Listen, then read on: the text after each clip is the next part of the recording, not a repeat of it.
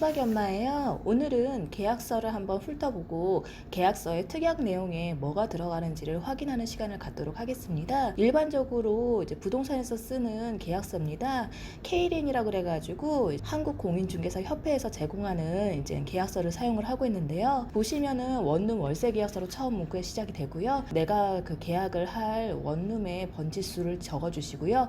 여기 소재지에 몇 층, 2층인지 3층인지 반지한지를 확인을 해주시고 그 다음 몇 호, 호실까지 해가지고 꼭 적어주셔야 됩니다. 예를 들어서 보증금 1000에 월세 40만원으로 해가지고 들어갔고요. 그리고 이제 계약금 보통 5%에서 10%, 1000만원에 5%에서 10% 내외로 해가지고 계약금을 넣는데요. 보통은 50에서 100만원 정도 넣는다고 생각을 하시면 됩니다.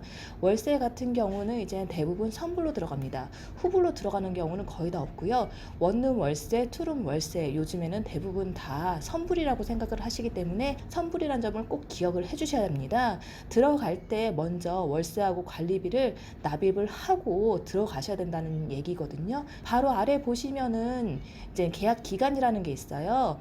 계약 기간이 이제 원룸 같은 경우에는 보통 1년을 해주긴 하는데 전세 같은 경우에는 무조건 2년 계약이 들어갑니다. 협의에 의해 가지고 뭐 6개월, 1년도 가능하고요. 이건 주인하고의 협의된 사항이기 때문에 상황에 따라서 달라질 수가 있다는 점 기억해 주시면 되고요. 또 중간으로 내려가시면 여기 특약사항이 가장 중요합니다. 특약사항을 보시면은 우리가 지금 보고 있는 시설물 상태에서 임대차 한다.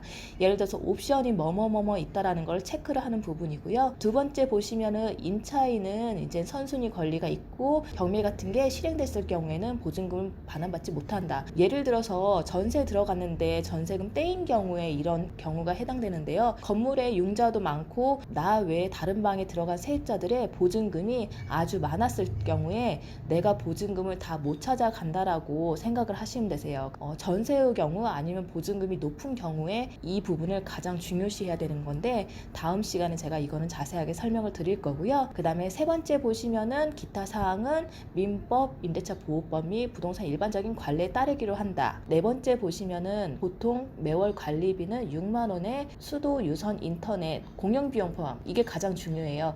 예를 들어서 잡다한 비용, 정화조 비용, 계단 청소비, 계단 뭐 전기비 이런 것들이 다 포함됐다는 뜻이고요.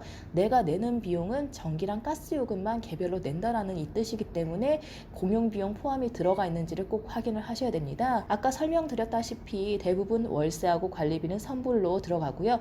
무조건 주인분 계좌로 입금해야 됩니다. 가장 중요한 부분이에요. 이 부분. 현금 거래 하시는 거 아닙니다. 무조건 계좌이체로. 계좌이체로 하시게 되면은 은행으로 왔다 갔다 하기 때문에 흔적이 났습니다. 흔적이 남으면은 영수증이 따로 필요하지 않기 때문에 그래서 무조건 계좌이체를 해가지고 흔적을 남겨라 이 뜻이에요. 그리고 나중에 그 소득공제 받거나 했을 때도 이 부분이 꼭 표시가 돼야 되기 때문에 임대인의 계좌번호를 이용하시는 거를 무조건 추천을 드립니다. 6번으로 보시면은 혼자 사는 게 원칙이에요. 원룸이기 때문에 일실 원칙인데 1인 추가비가 3만원이 추가됨 이렇게 써 있습니다. 관악구 쪽의 원룸의 특징이에요.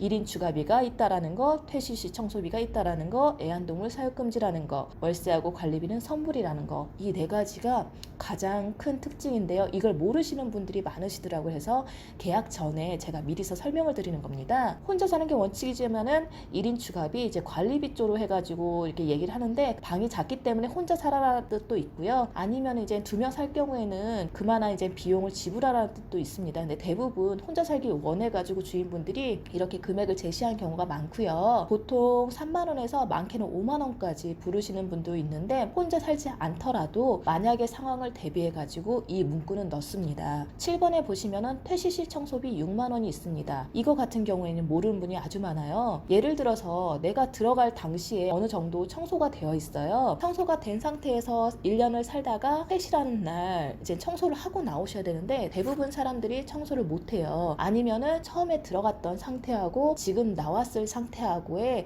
차이점에 대해서 임대인하고 싸움이 붙습니다. 더 뭐 청소를 해야 되느니, 더 깨끗해야 되느니, 아니면은 내가 원래 들어왔을 때는 이 정도밖에 청소가 안 됐는데 내가 왜 더 청소를 해야 되느니, 이런 것 때문에 싸움이 많이 발생을 했어요. 그냥 청소하지 말고 몸만 나가라, 대신에 그에 대한 비용을 지불해라 해가지고 퇴시시 청소비라는 거를 만들었고요. 보통 적게는 5만원, 많게는 뭐 7만원, 8만원까지도, 이건 인건비라고 합니다. 대부분 건물 청소하시는 분들하고 계약이 되어 있어가지고 청소비가 한 6만원 내외에서 이렇게 청구가 되는데, 계약서에다가 문구를 넣고 나중에 이제 싸움이 안 나도록 이렇게 역할을 하고 있습니다.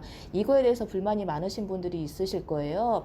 내가 청소를 하고 나갈 테니까 이제 돈을 받지 말아라 하시는 분들도 있는데, 주인분하고 얘기를 하셔가지고 그게 통하신다 하시면 그렇게가 가능한데, 대부분은 통하지 않는 걸로 제가 알고 있고요. 요거는 이런 점이 있다는 걸 제가 알려드리기 위해서 설명을 드리는 겁니다. 그리고 보시면은 애완동물 사용 금지, 건물에서는 애완동물 키울 수 없습니다. 특히 낙성대역하고 서울대 입구역 쪽이 애완동물 사육 금지가 좀 약간 철저하게 지켜지는 부분이 있고요. 원룸이다 보니까 아무래도 옆방 간의 소음, 층 간의 소음, 이런 것들이 가장 큰 문제로 작용을 하고 있어가지고 애완동물 사육 금지로 해놨고요. 털 알러지 있는 친구들이 가끔 있더라고요. 그런 분들한테 피해가 되지 않기 위해서 처음부터 애완동물 사육 금지로 해가지고 문구를 놓고요. 그래서 애완동물 키우시는 분들이 방부하기가 좀 힘들더라고요. 그리고 이제 옆에 보시면 실내 흡연 금지, 배관이 연결돼 있다 보니까 화장실에서 담배를 피우더라도 다른 방에 화장실에 들어갈 수 있습니다. 그렇기 때문에 실내에서는 흡연하지 마시고 웬만하면은 에티켓으로 밖으로 나오셔가지고 흡연을 하시기를 바라고요. 변기에 물티슈, 오물 투입 금지. 물티슈 넣는 분들이 있는데 이거 대부분 다 막혀요. 막히면은 못 찾을 것 같잖아요. 근데 다 알아요. 뚫는 분들이 몇 호에 물티슈가 막혀가지고 변기가 막혔는지 뜯어보면은 물티슈가 가득 나오더라고요. 변기에다가 물티슈 넣는 거는 안 해주셨으면 좋겠고요. 나중에 다 걸립니다. 벽에 못질 금지. 이쯤에는 신축하는 건물들이 배관이 다 벽 속에 들어가 있습니다. 벽에 못질 잘못해가지고 물이 새는 경우도 있고 전기가 나가는 경우도 있습니다. 그래서 제가 벽에 못질 하지 말고, 요즘에는 돼지코 같은 게 잘 되어 있기 때문에 그런 이제 핀 같은 걸로 이용해서 벽에 액자 같은 거를 걸으시면 될 것 같습니다. 제가 기본적인 내용들, 특약사항, 내가 방을 보기 전부터 알고 있으면 좋을 것 같은 특약사항을 제가 설명을 드린 거거든요. 다시 한번 찝어서 얘기하면요, 가장 중요한 거, 월세 관리비는 선불로 들어간다. 혼자 사는 게 원칙이지만은 동거인이 한 명 더 있을 때는 1인 추가비가 들어간다. 그리고 나갈 때 청소비, 퇴시시 청소비라는 게 청구가 된다. 그리고 애완동물 사육 금지다. 이 부분이 가장 중요한 부분입니다. 그리고 계약서 맨 밑으로 가시면은 임대인 부분, 임차인 부분, 인적사항 다 들어가고요. 중개사 이제 들어갔으면은 같이 들어가는 부분이 나옵니다. 가끔 주민번호 뒷번호는 안 쓰면 안 될까요? 라고 물어보시는 분들이 있어요. 전입신고 하셔야 되는 부분이 있어서 임대인하고 임차인 모두 다 주민번호를 넣기 때문에 기억해 주시면 될 것 같고요. 다음 시간에는 제가 확인 설명서도 같이 설명해 드리도록 하겠습니다. 다음 시간에 뵙도록 하겠습니다.